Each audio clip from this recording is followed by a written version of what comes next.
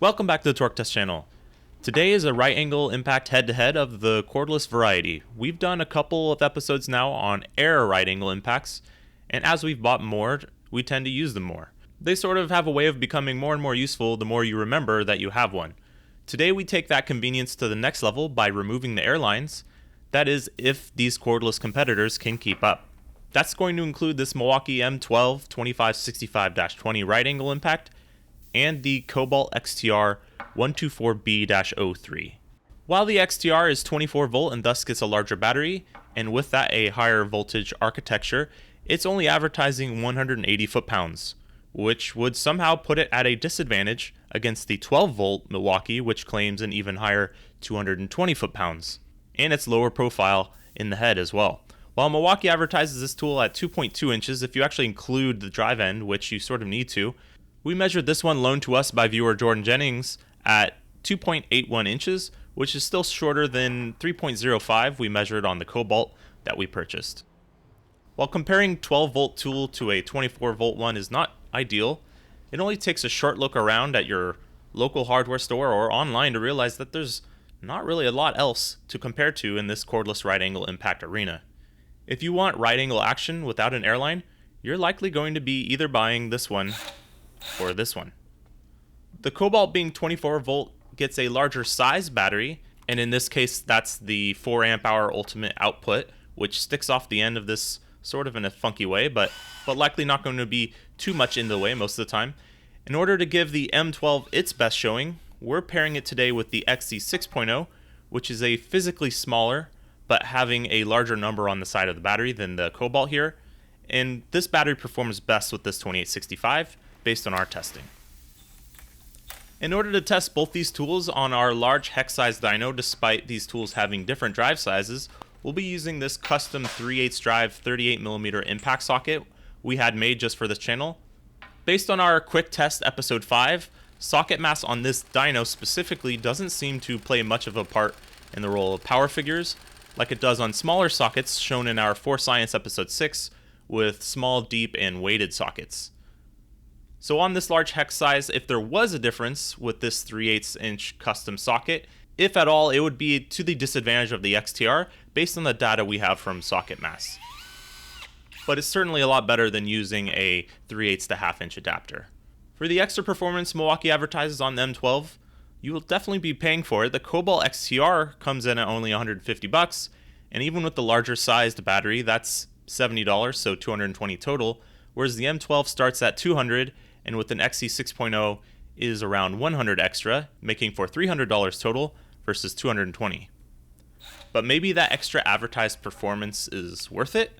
We've seen more than a few people in our comment section and online venting about what they feel is a significant lack of performance from this tool, even considering its size. So is that all just hearsay? Is the XTR then even worse than that because it's showing only 180 foot-pounds? Let's find out in our testing. Our first test is called working torque. This is 5 seconds and forward. Up first is the M12 with that XC 6.0 battery.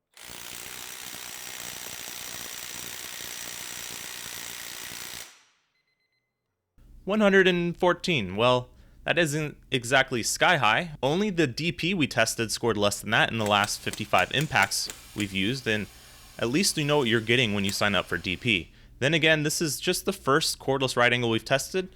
Let's see how the XTR stacks up.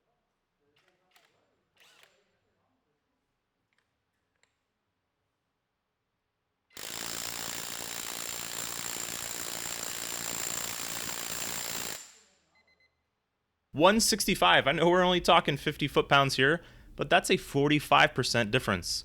That's huge on this category of tools. Maybe those 24 volts are propelling this Cobalt out the gate to an early display of power. Let's see in our longer tests, which is 10 seconds of max torque in reverse. Here's that with the M12.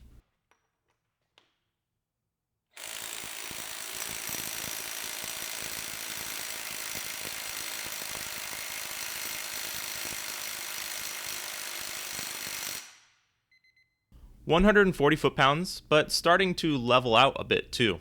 Here's the XTR.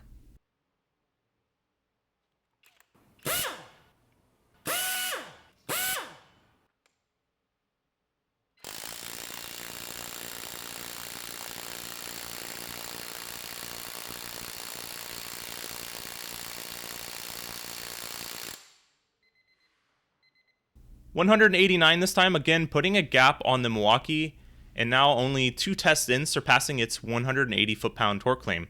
That does not happen too often on this channel. If we were seeing a difference from sockets, the XTR should be experiencing a disadvantage right about now, but it's continuing to impress.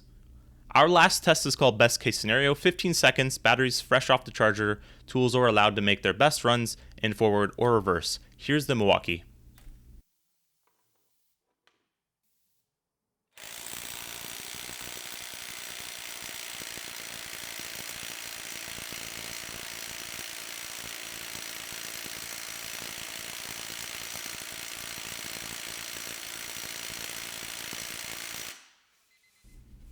(182 foot-pounds), just about matching that XTR's max torque run, but not able to surpass or match its 220 torque claim.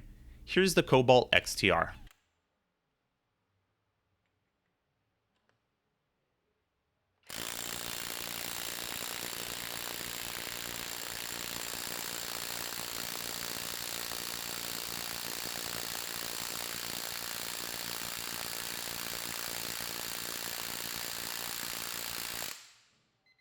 $252, that's sort of insane. We noticed this tool really liked to have a freshly charged battery compared to the others. Yes, this won't be taking off everything you run into, but that power is much more than we expected out of this slim head cordless right angle impact in 3/8 drive no less. Stay tuned to see how these rank on our right angle chart, but we're curious if some of you are still thinking to yourselves, well duh, you can't compare 24 volt versus 12 volt and expect not to see a huge gap in performance. If so, we feel like you're essentially admitting that A, power tool companies are lying to you in a big way about torque figures, and B, you're fine with that. If you're looking at one tool and it says 220 foot-pounds and another one that does the same task saying 180 foot-pounds, are we supposed to be asking ourselves, well, what voltage is it? Because the higher one will obviously make more power, and just start pretending like there aren't already power figures written on the box that are supposed to be telling us this information? If that is the case, then the new Flex 24 volt high torque we tested should be the obvious choice. Sure, it advertises less beans than the M18 high torque, but it is 24 volts, right? Yet the M18 high torque spanked it there. Obviously, with this sort of rhetoric, we're tooting our own horn here, because without a channel testing these tools for you guys like this one, and the precious few other channels out there doing the same, how is anyone really going to know how any of these tools perform? It's becoming increasingly clear to us that the info written on the box that's supposed to be meeting this need when making your buying decision is way out of whack. Of course, our power metric here is not the correct answer. After all, brands like to rate based on loosening nowadays. But if one is coming under a torque claim on this same rig and the other is way overshooting it, there must be some serious differences in methodology between these brands, or even within brands, as we've seen from the XTR high torque, which made under its power claims on this dyno, which is very normal on this channel, versus this right angle today, which shot well above it. Enough yabbering though, onto the rank chart. They both start down here for now. With their power runs turned to the points, that's 11, 14, and 18 for the Milwaukee, and 16, 19, and 25 for the Cobalt. When we're talking foot-pounds per inch, the Milwaukee is shorter, but the XTR made much more power, so that's 64.8 foot-pounds per inch and 82.6 foot-pounds per inch.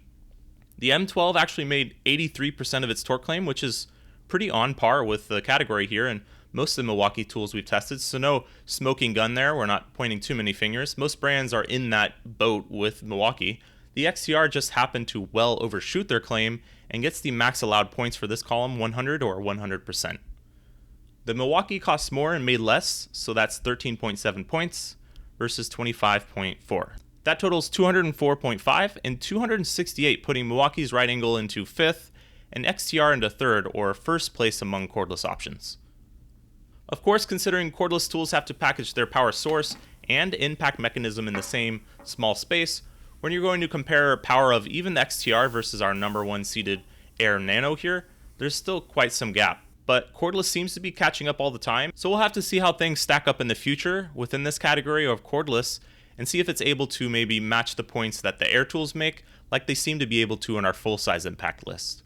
Either way you look at it, this Cobalt XTR right angle is quite a good buy. We have little to no complaints about it besides its sort of awkward battery hanging off the end. We're surprised brands like Makita, DeWalt, and now Chevron's other label Flex don't have a model of their own out yet, as this is a wide open category, but I guess until then, Cobalt's going to reign supreme. Thanks for watching. We'll be doing plenty more videos like this one, so click subscribe to come along for that journey, and thank you for watching.